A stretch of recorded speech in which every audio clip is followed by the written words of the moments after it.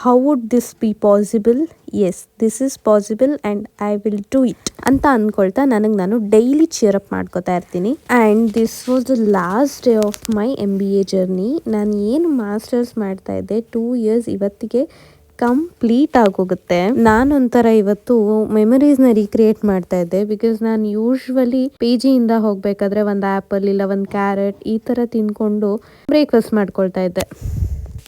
So ಕಾಲೇಜಿಗೆ entry ಆಗ್ತಿದ್ದಂಗೆ ಲೈಬ್ರರಿಲಿ ಎಲ್ಲರೂ ಮುತ್ತು ಹಾಕೊಂಡಿದ್ರು. ನಾನು ಮಾತ್ರ ಗುಡ್ ಗರ್ಲ್ ಥರ ಫಸ್ಟ್ ಸಿಗ್ನೇಚರ್ ಹಾಕ್ಬಿಟ್ಟು ಬಂದು ಕೂತ್ಕೊಂಡಿದ್ದೆ. ಇದು ಯೂನಿವರ್ಸಿಟಿ ವೈವಾ ಇರೋದ್ರಿಂದ ಸ್ವಲ್ಪ ಸೀರಿಯಸ್ ಆಗಿರುತ್ತೆ. ಸೊ ಭಯ ಇತ್ತು.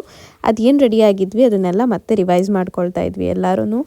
Once we all done with our viva ನಾನು ಎಲ್ಲರ ಹತ್ರ ರ್ಯಾಂಡಮ್ ಆಗಿ ಮಾತಾಡ್ಸೋಕೆ ಶುರು ಮಾಡಿದೆ. Because it was a last day ಅಲ್ವಾ. ಸೊ ವೈವಾ ಆದ ಕೂಡಲೇ ಮಾತಾಡಿಸ್ತಾ ಇದ್ದೆ. ನನ್ನ ಇಂಟರ್ನ್ಶಿಪ್ಪು ಇಲ್ಲೇ, ನನ್ನ ಕ್ಲಾಸಸ್ಗಿಂತ ಆಚೆನೇ ಜಾಸ್ತಿ ಇರೋದು. ಬರೀ ಇಂಥದೆಯಾ? ಹಿಂಗೆ ಆಚೆ ಓಡಾಡ್ತಾ ಆಗಲಿಲ್ಲ. Say hi. ಹಲೋ.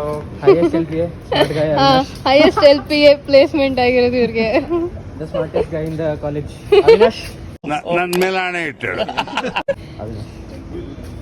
ಇದು ಎಲ್ಲದ್ರ ಮಧ್ಯೆ ನಮಗೊಂದು ಲಾಸ್ಟ್ ಫಾರ್ಮಾಲಿಟೀಸ್ ಇರುತ್ತೆ.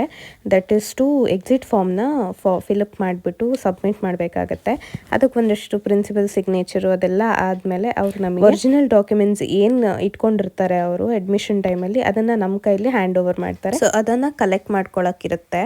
ಅದಾದಮೇಲೆ here comes with a very best part.